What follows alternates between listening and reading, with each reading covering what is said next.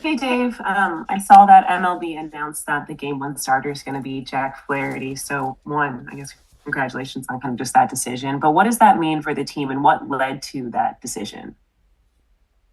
I think obviously Jack's been really good for us. That last start was standing. Yamamoto will start game two, and I think if you're looking at kind of both those pitchers and what the potential World Series could look like, just giving both those guys the best opportunity to participate, to pitch, and put them in the best spots possible, as far as days of rest and things like that.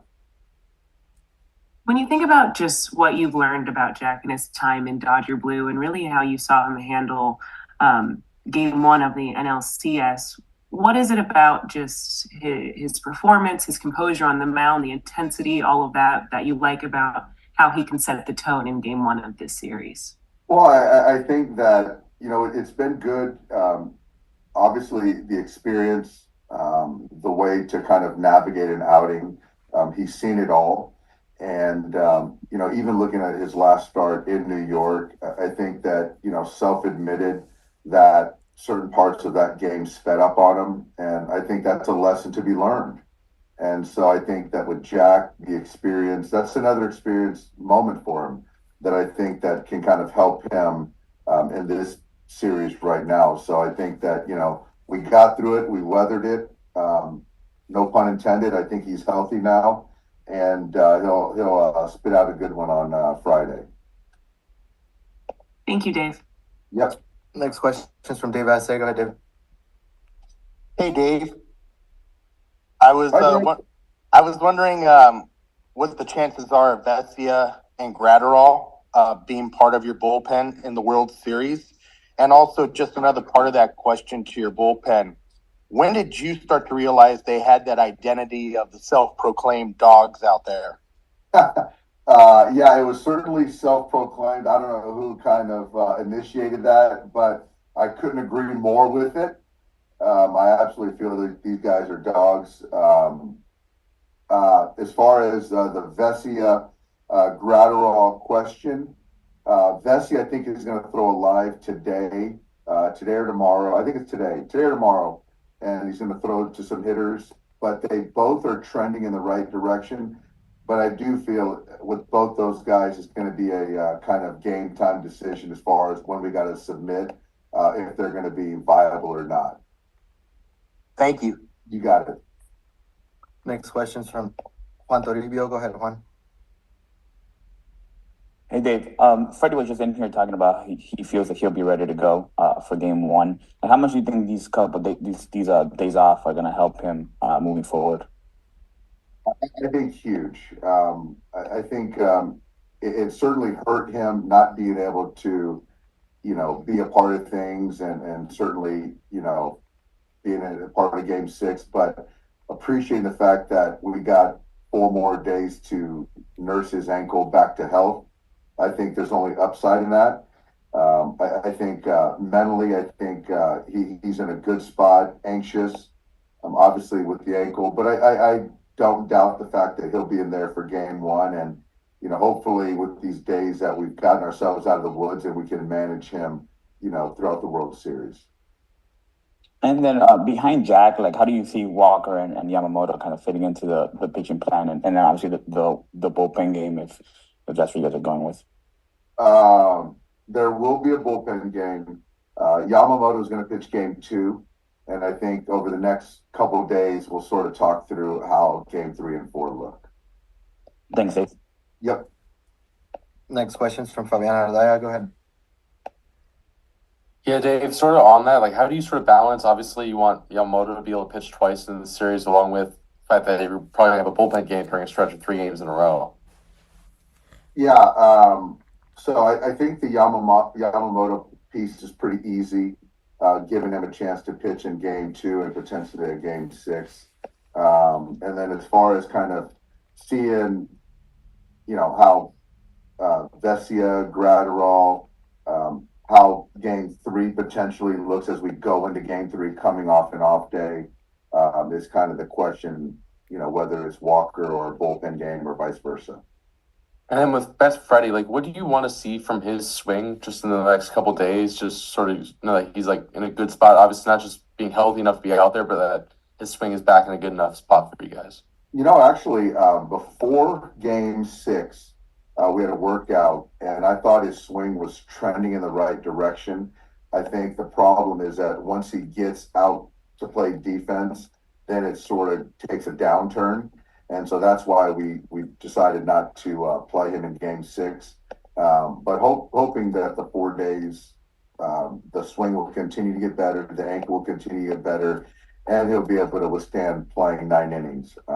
So I do think that, even today he's going to go out there and take some batting practice. I think the swing's going to be in a good place. Again, it's just kind of seeing how long we can kind of sustain that.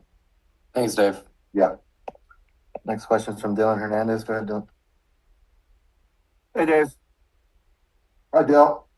I'm starting to get my meetings all kind of mixed up here. But when you guys talked to Mookie about moving back to right field, when he came back from the injury, do you remember? Did you call him, or was that you and Gomes going to go talk to him? How did that work out?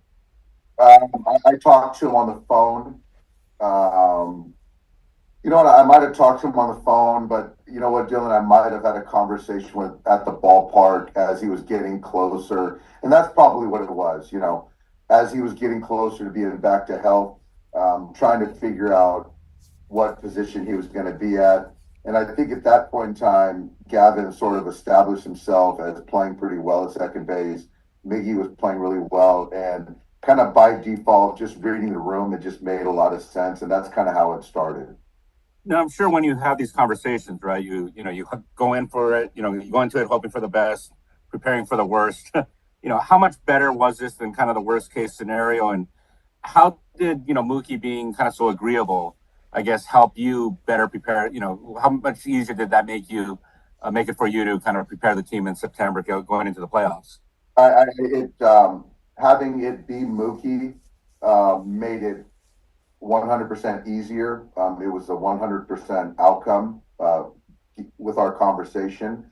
That's sort of, speaking for Andrew in the sense of when you commit to a player long term, it's the character, the makeup, but also Mookie's skill set, him in particular, the ability to be dynamic and to be able to bounce him around the diamond. And so all that sort of allowed for the conversation, the ability to sort of play out as such, because we felt that he could do it. We were a better team if he did bounce back out to right field. And so just betting on the fact that he understood what was best for the team. And, even Freddie, just to be able to bounce from third or to fourth, things like that. You have high character guys that really bought in. And to your question, now when guys like that do it, everyone else, has to fall in line as far as whatever roles, wherever they hit in the order, if they play or start or don't start. Thank you. Yeah. Next question is from Bill Plunkett. Go ahead, Bill. Hey, Dave, with Vesia and Gratterall, is Gratterall throwing to hitters? He is not going to throw to hitters, but he's going to throw a pen, I think, tomorrow. Fair to say Vesia is more likely then to be on the roster? I would say Vesia is more likely, but we're going to, push it as far as we can. And, it'll be a final kind of Friday morning situation where we got to make a decision on those two guys. And what about Miguel Rojas? Where's his status going to be? I think Miggy Rowe is sort of with those guys. I mean, and I don't really know a percentage, but I do know that, I really feel that it was the right decision not having him on the CS, given his health. He's made some strides. I know he's going to do everything he can to be on the World Series roster, but we still got to be certain that he can run, he can defend the way he can defend. So I'm hopeful, but not certain right now. And all the attention for this series is on, the big name stars on both teams. But we just saw Tommy Edman win the LCS MVP. How, can the supporting cast be the decisive factors? I think so. Yeah. I mean, obviously, as you said, Tommy proved that that can be the case. Um, it seems like the stars were getting on base, and Tommy had the ability to drive those runs in with some big hits. Um, and I think in big series, that's a lot of times how it plays out, where managers, pitchers are more reluctant to let the stars beat them, and it sometimes plays out that way. But like you said, Bill, there's going to be plenty of star power on the field this series. Thank you, Dave. Yeah. Next question is from David Lennon. Go ahead, David. Hey, Dave. A number of the high-profile Yankees you don't have a ton of experience with, just because you guys haven't crossed paths very often, with the exception of Juan Soto. Being in the same league with him for a while and in the same division. Do you think, Dave, that being in that environment he's in now with the Yankees, with Judge, contract here, that he actually has the potential to be a more dangerous hitter than you may have seen in the past? I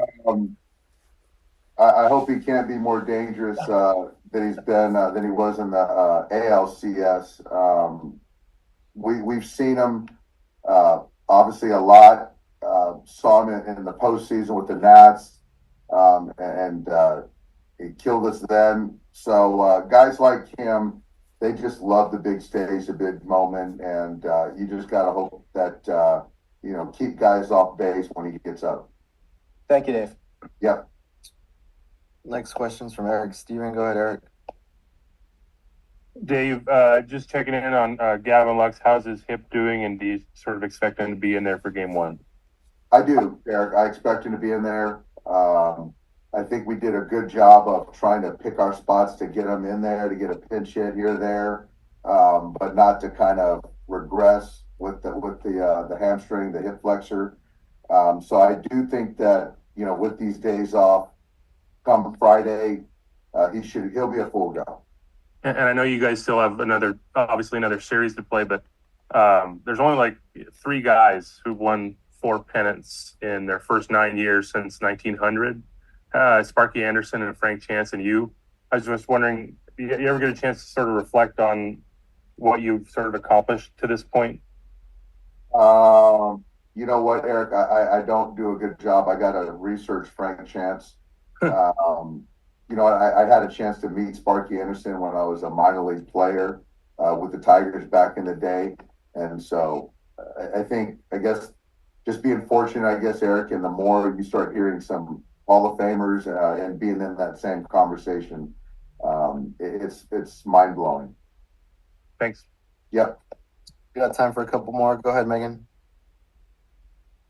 Hey, Dave. What has Teoscar meant to this team with his impact in the lineup and in the clubhouse? And what is it like to see a veteran like him finally get his chance at the World Series? He's meant a lot. I think Teoscar, the one thing about him is the consistency. Consistency of how he approaches a game, how he approaches sort of life.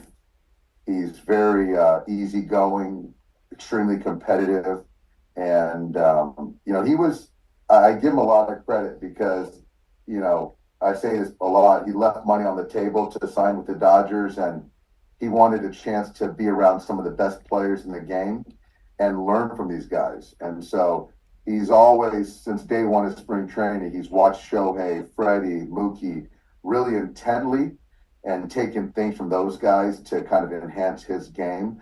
But he's another guy that just loves the big moment, the spotlight, and he came up with some big hits in Game 6 for us, and has done all year. But he's been certainly very additive for our organization.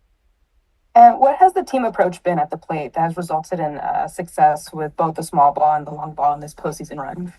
I think it's been a collective, approach to scoring runs, to creating stress. If it calls for getting a bunt down, stealing a base, getting a guy over, hitting to the opposite field. But I think at the crux is controlling the strike zone and, scaring pitchers out of the strike zone when they throw it over the plate. try to hit it hard somewhere, and if they don't, then take your 90 feet. Thanks, Dave. Yep. Next question from Bob Nightingale. Go ahead, Bob. Hey, Dave, I was wondering how well do you know Aaron Boone, and have you guys talked about the difficulty and challenge of all the pressure of managing in LA and managing in New York?